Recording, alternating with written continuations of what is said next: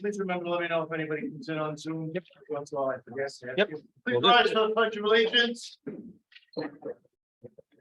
Pledge of allegiance to the flag of the United States of America and to the republic for which it stands, one nation under God, indivisible, with liberty and justice for all. Thank you. Please be seated. Roll call. Trustee Tuffarelli. Here. Trustee Thomas. Here. Trustee Grasso. Here. Trustee Wright. Here. Mayor Fair. Here. Before we begin, I have a couple of announcements. I do believe, on here, or would you need it? Everybody realizes that, we had our, 4th of July fireworks back after a 2-year, was it 3 years? 2 years. 3-year hiatus. I think most people realize, especially all the long-term residents, that it's rather a large, lengthy, long, entailed production. I really want to thank the village employees under the direction of Village Clerk Jay Hunter for pulling it together post-COVID 4th of July fireworks celebration. It certainly was an awful lot of work. I guess maybe again the 3-year hiatus was a bit of a headache, but I do wish to recognize a couple of people and a couple of groups going over and above. Those of you who know me well enough and come to meetings regularly know I frequently talk about groups and particularly people who are part of the fabric of the community. They make things happen and they go above and beyond the regular everyday life that most of us are aware of. Most volunteer their times and volunteer their efforts. So all of us in the Incorporated Village, all 40,000 residents, can enjoy things like this fireworks display. And there's 3 groups that I really wish to recognize this evening. First, I have the president of the Chamber of Commerce, Hassan. He stepped forward. The Chamber of Commerce did a yeoman job organizing tickets, getting the fireworks here. We also had We Transport, who provided transportation to and from the food parking lot to Fireman's Field at no cost to the village. I don't know if anyone made it from We Transport. I think they said they weren't going to be able to make it. There was a death in the family or illness in the family. So We Transport, again, they just stepped up and made sure they got people they could park at the food parking lot and got them up to Fireman's Field. And then our good friends at Bethlehem Assembly of God, any representatives here from Bethlehem Assembly of God, they also step forward and they really go out of their way to entertain mostly the children, put bouncy houses and giveaways and frisbees and beach balls and things like that, just to make people more comfortable and more happy at our fireworks. So I do have 3 citations. The Chamber of Commerce is the only one represented, but I would like to, as a whole, and the village board, myself, and the residents, thank the Chamber for their hard work on the July 4th fireworks. You really are unsung heroes. People want to always say, oh, the village does such a great job. It's really the Chamber that has a point on this. We understand that. We appreciate that. I already recognize the village employees for pitching in, but it's very important, and we want to thank you. On behalf of the board and myself, thank you very much. You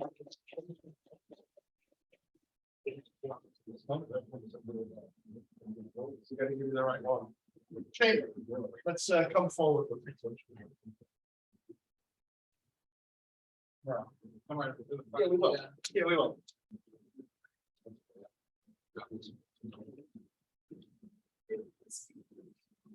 I'll double check. Just wanted to make sure. Did anybody come in from We Transport or Bethlehem Assembly of God while I was speaking? We Transport, come on up, give them a round of applause. Give it to them the next thing.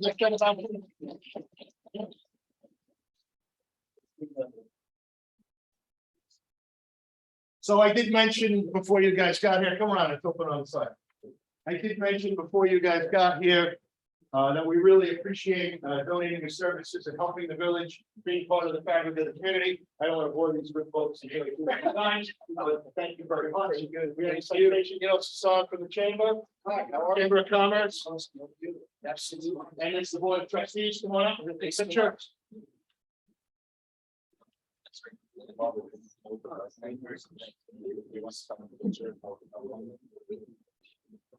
Got any citation? Well, we have this third citation, if you want to just hold it for, we have to for, Bethlehem Assembly of God. Right. Anthony, you'll let us know who anybody has to move.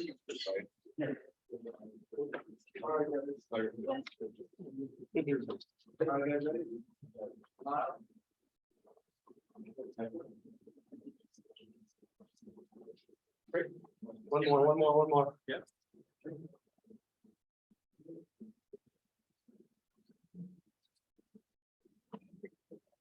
These events truly don't have to. Yeah.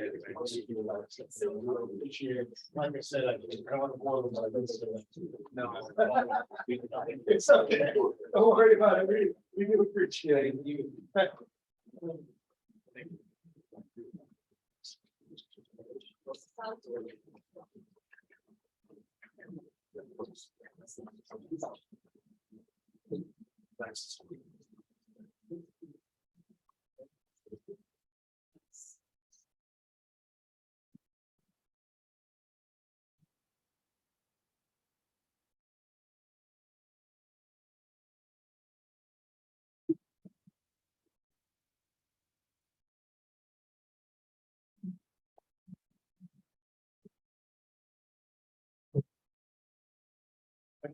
Where's the podium? Oh, I'm sorry. All right, resolution 11622, Mr. Hunter. The mayor's appointments, this is the appointments for the planning board, Alan Wallman. To fill the unexpired term of Jonathan Pastoff. Until April 5th, 2027, and Patricia Brinkley as first alternate to the planning board to fulfill Alan Wallman's official term, April 1st, 2024. Move the resolution. Second. Roll call. Trustee Grasso. Aye. Trustee Taffarelli. Yes. Trustee Thomas. Yes. Trustee Wright. Yes. Mayor Fair. Yes. Is Patricia Grandy here?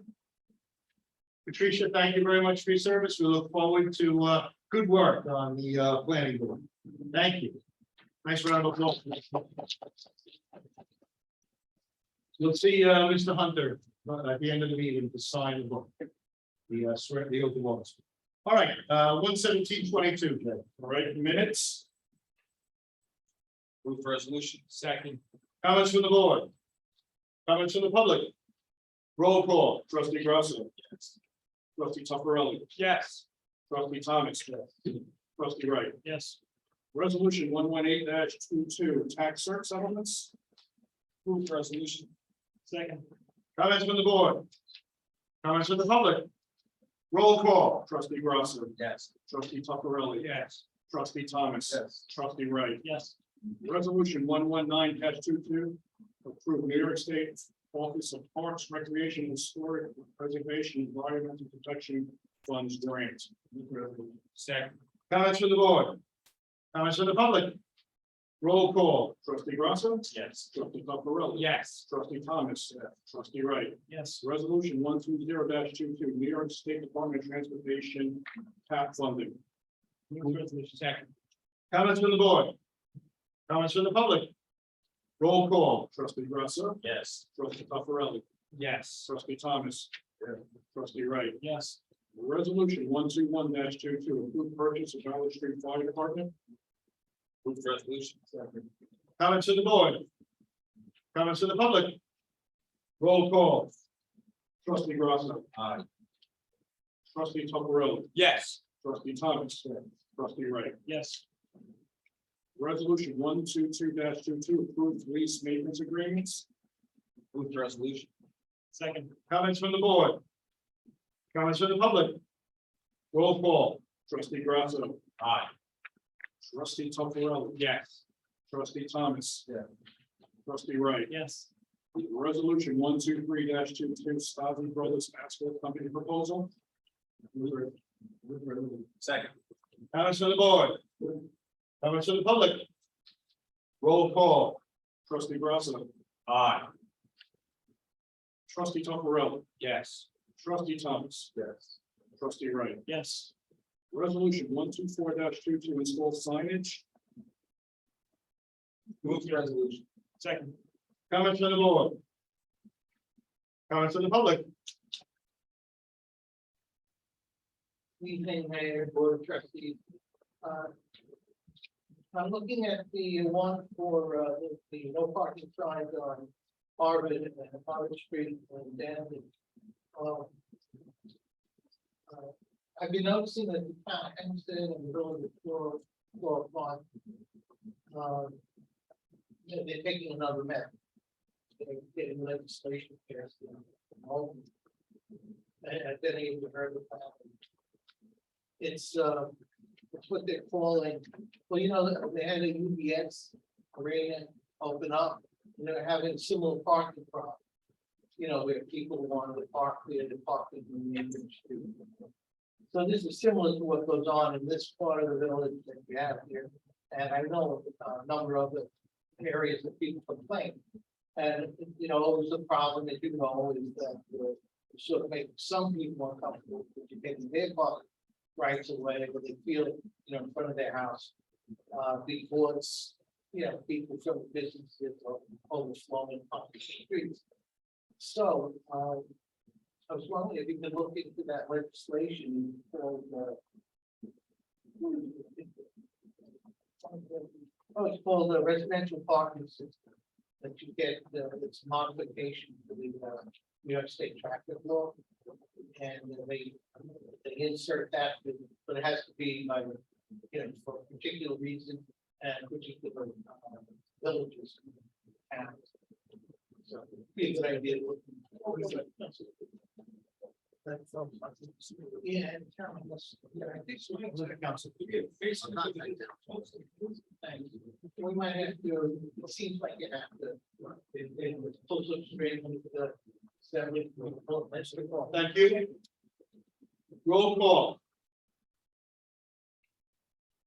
Trustee Grasso. Aye. Trustee Tombarelli. Yes. Trustee Thomas. Trustee Wright. Yes. Resolution 125-22 claim settlements. Move to resolution. Second. Roll call. Trustee Grasso. Aye. Trustee Tombarelli. Yes. Trustee Thomas. Yeah. Trustee Wright. Yes. Resolution 126-22 payment of voting vouchers. I hereby move that the aspect of public vouchers paid as soon as same as approved by majority with resolution. Second. Roll call. Trustee Grasso. Aye. Trustee Tombarelli. Yes. Trustee Thomas. Yes. Trustee Wright. Yes. Before we close the regular meeting and take comments from the public, please take a note of all your meeting schedules right up to December 19th, 2022. I need a motion to close. Motion to close. Second. Roll call. Trustee Tombarelli. Yes. Trustee Thomas. Yes. Trustee Grasso. Aye. Trustee Wright. Yes. Mayor Fair. Yes. At this time, we are open to comments from the public.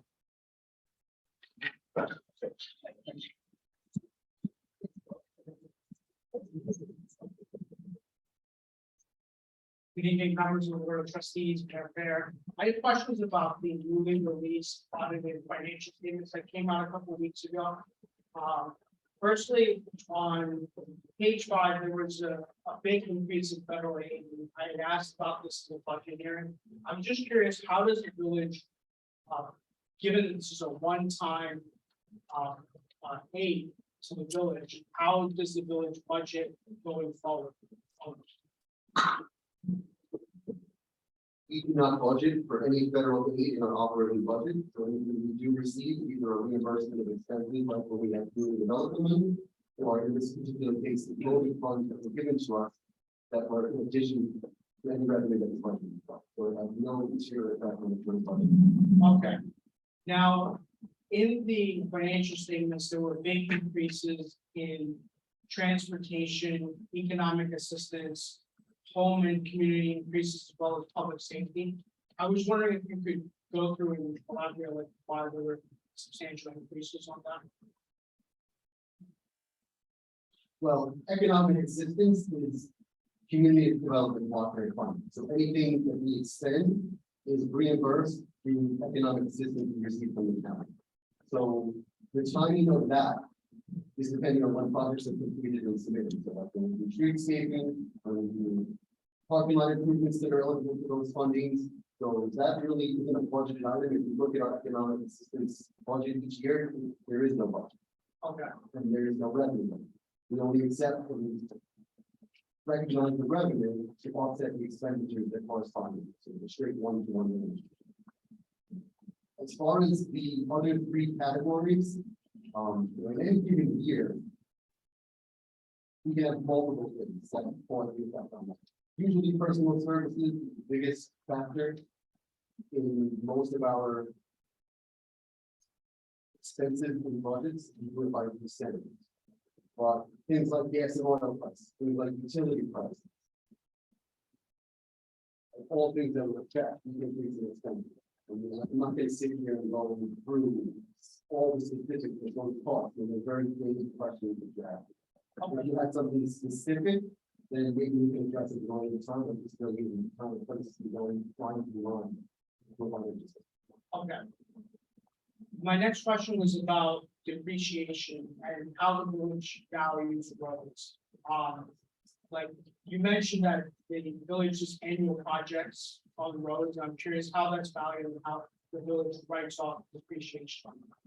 Roads are depreciated for 30 years, and that is the standard. That's the point is.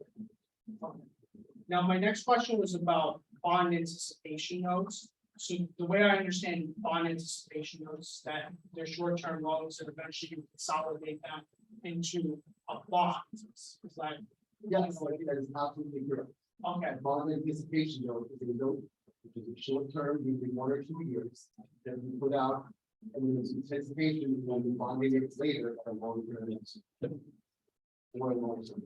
okay. So are those gonna be consolidated because the Federal Reserve is planning on making interest rate hikes? So I mean, we didn't have been a good time before to consolidate those. Now, you would be familiar with our bond rate, so you think it was a good time? Well, No, it is our judgment that the time was to wait for the next audit, at which point a bond rating should be better. And we would go out then and we get better. okay, There's more to an interest rate on a bond issue than just the current market for treasury level. There's a lot of things that go into the fact. okay. Now, my next question is about the post-employment benefits liability. There's obviously a huge number. Could you just explain what that is? But obviously, financial statements shows a very large number, like $91 million. OPEB, which is a gas pronouncement, they came up with an OPEB regulation that all post-employee benefits must be recognized now in their general fee. So that basically means that if the village were to go out of business tomorrow, which we are not, but if we go out of business tomorrow, that liability would be what we would owe on all of the benefits of the employees that we currently have both retired and working for the village. There also is no current way for us to legally fund for that. So even though Gatsby came up with this pronouncement, they do not allow us to set aside money into a fund to even fund it. So basically, it is a paper amount. It is just representative of the post-employee benefit liability we have. Okay. Onto the state retirement system. The financial statement makes it very clear that a state actuary comes in and determines what the contribution is. Are you concerned about that? Nobody comes in. Actually, they send us something by email, but I have to go onto the website to download. But that being said, I'm not concerned at all. We have not advertised for our retirement. We have no plan to advertise for retirement. We have budgeted over and above our annual amount of retirement. And if anything, our liability is going to go down year to year because we have an old amortization that is on year 9 and 10, that goes away next year. And all of our tier 1 employees, except for 2, who are basically going to be retired by the end of the year, have retired. So the expense associated with our tier 6, versus our tier 1 is a much lower. Okay. Now, moving on to the length of service program. The liability, that's for the fire department. That liability increased by 3.3 million. My question is there like a certain percentage that you target to fully fund that program? Ideally, 100% would be the target, but considering it was at 21% about 12 years ago, the fact that we've climbed to 50, we feel like we've made great progress. Okay, If I can just comment on that, I think, contrary to what some people may think, I don't think you're. what some people may think, I think it's, I think I certainly speak for myself, and I think I speak for most of the board, that the value and service of our volunteer firemen are above and beyond, and any funding to ensure their future financial security and to demonstrate ours and the citizens' appreciation for what our volunteer firemen do is beyond question, and should not be questioned. So I just wanted to make that point. yeah, that's, I mean, that's basically why I asked about it, because I mean, the assets that you have versus the liability, obviously, is a big difference. Agreed, but that would be if we had to pay everybody out for the rest of their lives tomorrow. You have to understand that that's a number, a snapshot in time. Okay. Now, moving away from the financial statements, I made this question about at the budget hearing about the pool and recreation revenue projections, and you said that that projection is totally reasonable. How is that projection holding up, as we're into the summer months in your opinion? Excellent. We made over $100,000 in 1 week. And I made this comment about at the last board meeting about the parking by the Long Island Railroad. Is there a specific line item for the commercial vehicles that are parked there? Is there a line item? Revenue line? Absolutely. A.000.2590.0199, right under residential, commuter, and business park.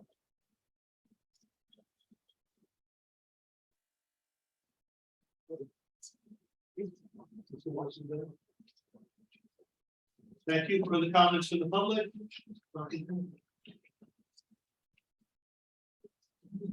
Ronald Feldington, 2016 Street, Valley Street. I got a comment. I just want to let you know, it's the same people that get up, just like little kid in front of me. Who always got like negative, like the Bible's negative, and their keyboard instigates. Nobody comes up here and said that the trustee, the mayor, and the village workers do a great job for us, and I just want to acknowledge that. I think this keeps going, please, no. Yes,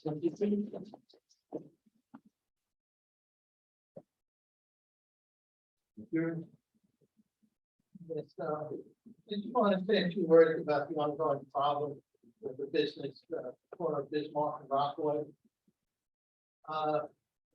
Has this business ever been notified, officially in writing that its certificate of occupancy is in jeopardy if he doesn't comply to the requirements? You know as well as I do right now, support, the prosecutors have it, there's, I couldn't give you the number, multiple months ticket, 63 tickets, thank you, trustee Russell.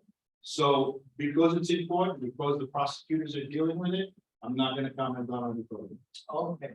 But the question was, about something that we did in the prior to this. And I'm asking you because that many of the people involved in this, it seems to me they aren't well informed about what the real issues are. Well, I trust the village prosecutors and our judge to rectify that appropriately. That's what I do too. But I don't know if they're getting the right information. I was in court the other night. The prosecutor seemed to be emphasizing a rubbish problem. She recommended the owner act right there. But that obviously isn't the issue. It's a minor issue compared to all the other failures to comply. Not only with the code as it stands, but with the variance that this whole building is dependent upon, the one that was settled in 1990.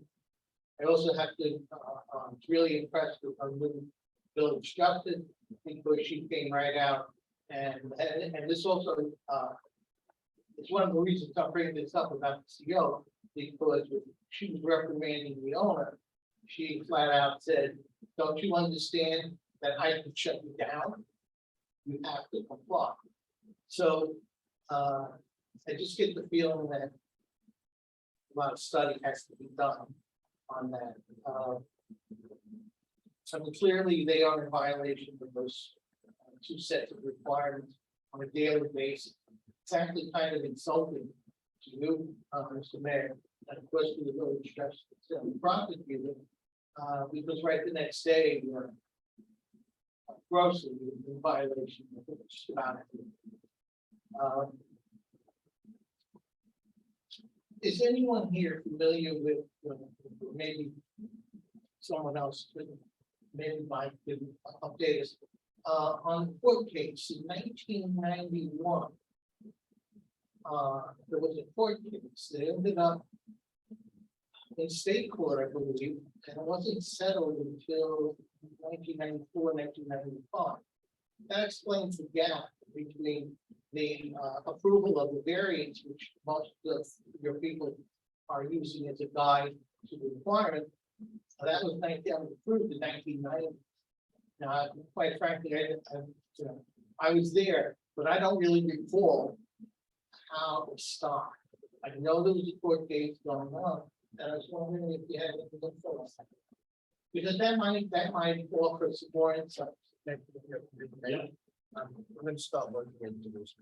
We've already had the discussions, but I want the elected to understand that it would be improper for, as I remember, the board of trustees to insinuate himself into the situation like that. So I've had some discussions with some of the members of the board. Start tomorrow, Thursday, taking a look at what's going on out there. What the court cases said over time, what really did they get, et cetera. And then I'll look at it not from a quasi-criminal perspective that the justice court looks at it, but I'll look at it from strictly the civil side, enforcement of whatever stipulations or guarantees that they had entered into all that money, which conditions were imposed upon the property in exchange for granting the lease. So I'll start looking and see what it's all about. Do you think,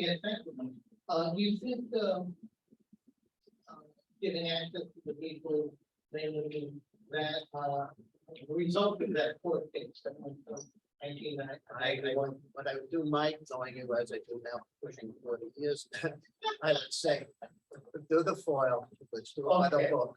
All All right. right. Oh, yes, sure. I don't see it in the first. And that, For the court.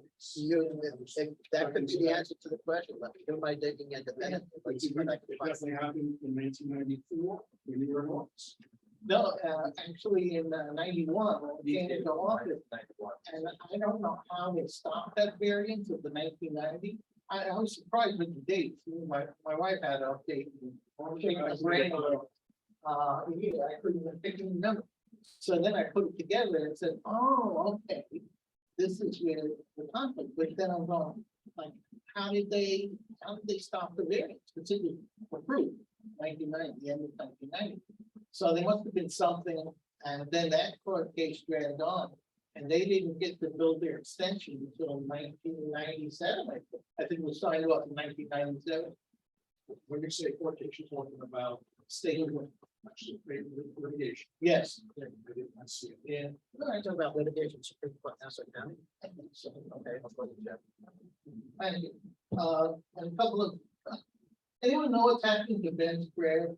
A couple of people asked me, We thought it was their liquor license, and the liquor license has been approved. So I don't have anything official. The only guess we have is that no one can seem to to what? get help. Bus boys, employees, waiters, Oh, waitresses, okay. cooks, Personnel. they're having some trouble. Another question someone asked me about was, 750 West Merritt Road. I think, small apartment is going up there. Anyway, this person saw that, it's up to tomorrow, Town of Hempstead IDA, they need an extension to it. Is, anything in the village, probably we have to give an extension to. I'm unaware. Okay. All right, thanks a lot. Have a good evening. Good evening. Good evening, John Gianbello, 75, and I've been there. I've been living there since 73. Played football for the Green Hornets, 64. All right, I want to make everybody aware, and especially Sean, right? What's been happening with the approaches from Kennedy Airport. As you may or you may not know, north to south, there's 22 left and 22 right. There's also what they call 7-degree offset 22 left, which takes the approach and puts it over Harmony Boulevard. So it slices off a piece of Nassau County, Incorporated Village, and so on. On 22 right, there's a 4-degree offset, and that goes out into Queens. And the reason for these offsets were in times of heavy air traffic, it separates the jets even more. We haven't had heavy air traffic since the plague started. But they use the 7-degree offset as a go-to when. Now, I've been complaining noise complaints on the internet, and they seem to respond by approaching straight down 22 left. And 22 left straight on is over the cross island. So 7 degrees will put them over Valley Stream. Now, so let's add some more trauma to this. Now that the arena has opened up, ESR, we call it, the racetrack, the Racino, Belmont Raceway, especially on the weekends. They're so used to coming in on the 7-degree offset, in their infinite wisdom, they don't want to rattle the gamblers in the Racino. So what they did, they made a new approach, which goes further east over Elmont. So, in essence, and okay, so this happens basically on the weekend when there's an event there. This is a phenomenon that's only happening late. From my position where my house is, I could see, especially when they land on the offset over my house, a quarter mile toward the west is when they're coming over the cross island. A mile later is 22 right, and a quarter of a mile past that west is 22 right, 4-degree offset. So they never use 22 right for arrivals or their 4-degree offset. It was hard enough to get them to stop using the 7-degree offset over my house and just come straight in and come in over the cross island. So now they added this now other approach, which now comes in over Elmont, so they don't rattle the people at the racetrack. And I would say it's another 7%, so it's like 14% offset. So if they're not using 22 right, all of the incoming, all of the planes that are landing are now coming in over Nassau County. Sean, do you know when the next Sebastian meeting is? They held up a little, were they doing Zoom or anything? Yeah, they are. For the rest of the public, the trustee Ryan is our representative to the Basnack, which deals with these airline issues. They meet once a month. and Just read the annual assessment, and they have the schedule attached to the invoice, when we go grab it. No, that's a, I just want to make sure you took notes and you're ready for the next Sebastian. I believe.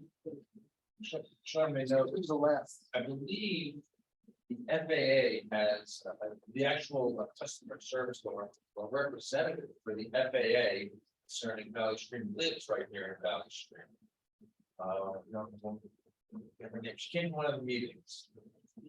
Again, yeah, we'll get her name, see if she could, maybe she can come down for a meeting or something.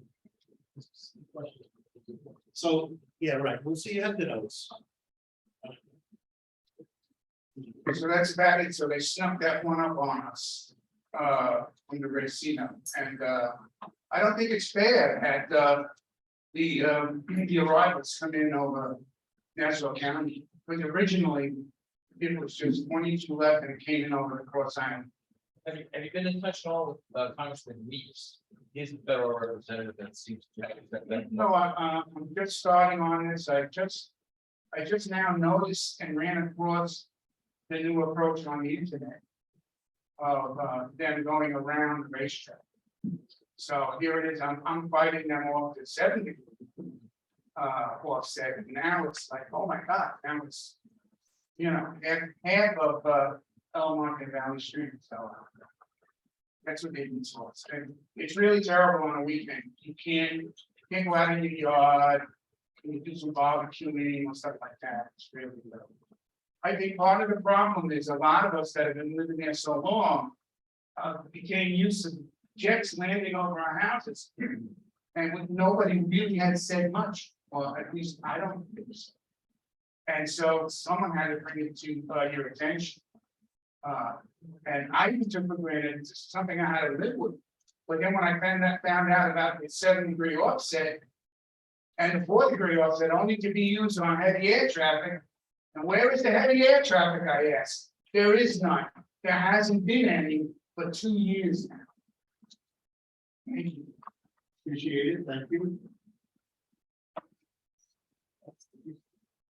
No, I don't know. Yeah. Good evening. Good evening, board of trustees, manager, Mohammed Sir Valley, just want to ask a question on, resolution 1922, so this is the Office of Parks Recreations, so this is focused on Henderson Park, is there any effort being made towards, Watts Pond? Or any kind of, cleaning of the lake, just, the water is very dirty, for some reason, there's a lot of sewage that passes through. Well, just to, the 119 was repaving the path, it wasn't one. On resolution 119, Yeah, 1922, it's about the Those to resurface the path. No, it's not, that's not the lake. It's not the road. But yes, David, who has the information on that?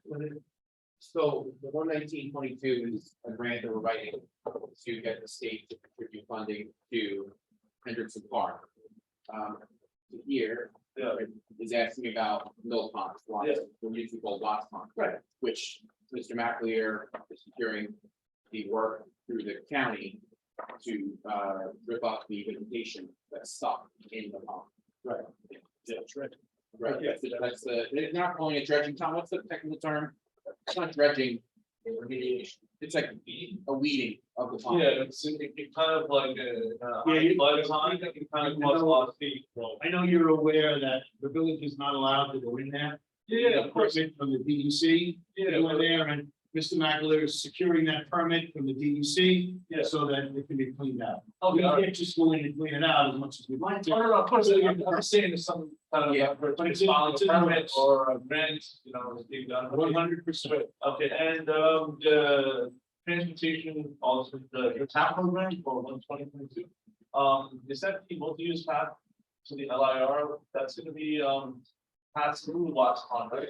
Is it through the pond? There's like I think create paths there or? Yeah, it's through Agricultural Memorial Park, from Roosevelt, from Sydney, and from where the path that ends at Mill Pond Park. I mean, Yeah. Millbrook Park, that just they completed in 2019, Yeah. to where that crosses Mill Road, and then all of the dead ends connect to the train station. Okay, that's good, that's good. Now, what's the pond called? Is it Watts Pond? Is it? It's Mill Mill Pond. Mill Pond. Yeah. Okay, Mill Pond. Okay, Mill Pond, all right, thank you. You're welcome. Further comments from the public?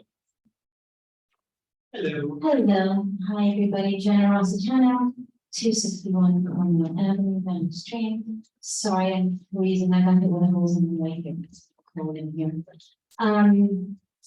First of all, a couple of weeks ago, maybe a month ago, I asked about thank you, yep, and the day after it was taken care of, so I wanted to say thank you. And I've seen maybe once the cars the way they used to be in the street. So that's great. I can walk, as well as other people. And I was wondering if, the body shop on Hendrickson and Corona is going to be tackled in the same manner with the same enthusiasm. Absolutely, yes. Looking at having a little bit of a sweeping, I can't say regulation, but maybe you can go with a better term. But I also- I think what we're looking at, because we get so many of the same complaints about similar situations is. Obviously, things wind through the legal process, but I think what we want to explore also is there an administrative process and protocol we developed apply to all these situations and give the villages, the day-to-day administration some extra tools to address those issues. I'm sorry, check, my off.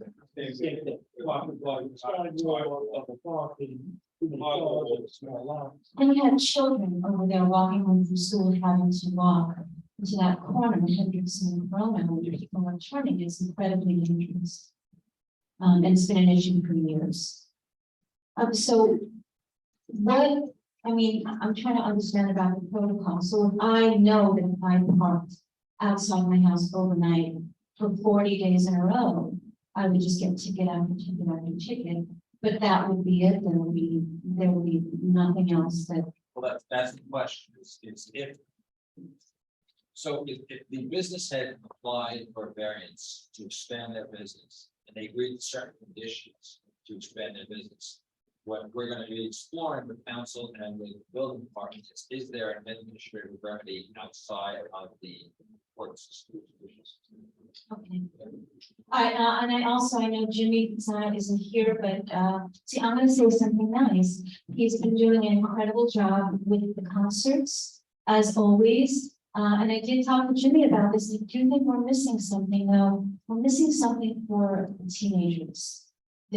All of these bands are like my age and up, or just a little bit younger than me and up. And we've got a lot of talent here. I'm not just saying that because my son's in a band, but I have an art stage and there's incredible musicians. And you said you talked to Jenny about it? I do, but it really didn't go anyplace. And I know that we need a, what do you call insurance? Right. To do something at the Green, but I think like having I mean, you have friends that are bands that are incredibly talented, and I would bring in teenagers is really not a lot for them. So it's something to think about. And the last thing I will say, I'm really disheartened to hear somebody say, go home to your mother, when there's a young man who is clearly invested in the community. You might not like what he has to say. I don't always agree with him, but I think questions are good. Civil discourse is a great thing, and I don't think anybody should follow blindly. I think people should ask questions. I have absolutely. So to hear everybody applaud when somebody says go home, I don't think it's divisive to be intellectually curious. And I think people should be actually happy about that. If it's done in a civil manner, and as it was, nobody was here name calling. Nobody was, saying a woman in this town looks like a joker or whatever. There's not a page dedicated to any of this. Somebody came up here civilly, did some research and asked questions, and you all answered. And I think that's a good thing. So I appreciate somebody so young, being curious about things and asking questions. Thank you. Thanks, Jen. Further comments from the public? One more. We never limit free speech. This is for you, Mr. Mayor. I just heard the term again. Administrative solution. This tells me we're not talking about the same thing.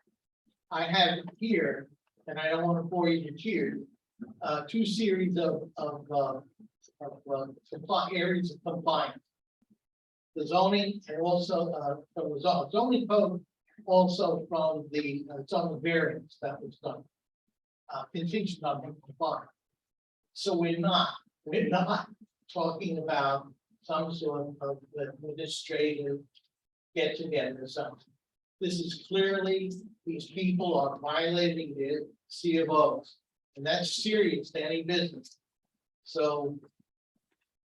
Just wanna let you know. You're on. Further comments from public?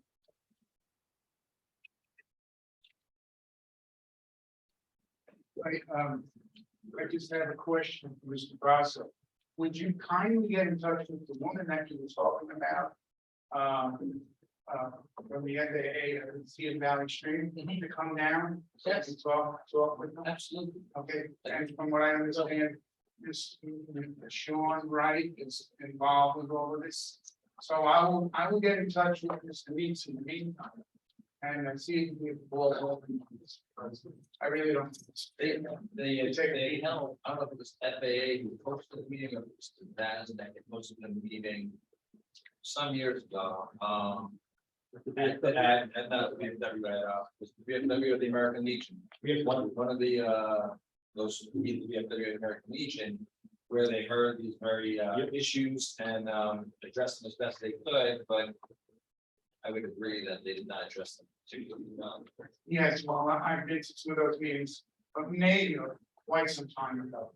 And everything is yes, and yes, and yes, and nothing. Nothing gets really done. But I think they really pulled a fast one on us by creating this a 70-degree offset. Like I said, if they're not using 22 right, then all of the income is coming in off that. Thank you. Further comments from the public? Thank you.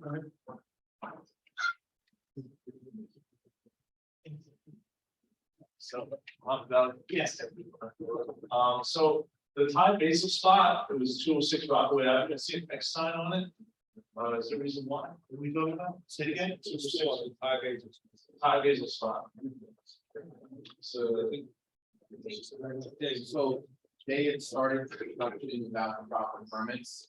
They actually removed something that would put a firefighter in danger if they were to go into the building. So what that sign, correct me if I'm wrong, is it indicates to firefighters that there's a condition in the building that's unsafe. That's not a demolition sign, that's a safety sign. Oh, Yeah. all right, and new property owner for 368 Merritt Road, they proceeded with construction for the residential building or I don't know, there's plans over there. That's Cavallis's property on Merritt Road. As far as I know, he hasn't submitted plans to the BZA. It was approved through CA zoning last year, but he has yet to submit plans to the But which BZA. property? You're talking about 360? Yeah, 360A. Yeah, that's Mr. Cavallis, K Development. They submitted and were approved for CA zone change, but as far as I know, they haven't submitted plans to the BZA for site plan review. Oh, thank you. Further comments from the public? Thank you for coming, get home safe. Hello?